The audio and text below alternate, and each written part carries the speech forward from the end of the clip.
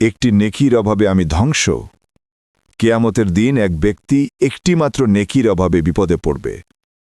আল্লাহ তাআলা তাকে বলবেন, একটি নেকি নিয়ে আসো, আমি তোমাকে জান্নাত দান করব। যদি একটি নেকিও না আনতে পারো, তবে জাহান্নামের জন্য প্রস্তুত হও। এ কথা শুনে সে অত্যন্ত অস্থির হয়ে পড়বে। পাগলের মতো ছুটে যাবে মায়ের কাছে, মা, একটি নেকি দাও, আমি বাঁচতে চাই।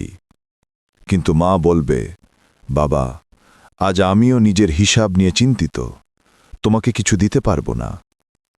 সে বাবার কাছে যাবে, মামা চাচার কাছে যাবে, সন্তান স্ত্রী একে একে সবার কাছে যাবে, কিন্তু কেউ একটি নেকি দিতে রাজি হবে না। অবশেষে সে হতাশ হয়ে চারদিকে ঘুরে বেড়াবে। ঠিক তখন এক ব্যক্তির সঙ্গে তার দেখা হবে। সেই ব্যক্তি জিজ্ঞেস করবে, তুমি এত চিন্তিত কেন? সে বলবে, আমি তো ধ্বংস হয়ে গেছি। কিয়ামতের এই দিনে একটিমাত্র নেকির অভাবে আমি জাহান্নামে পড়তে যাচ্ছি।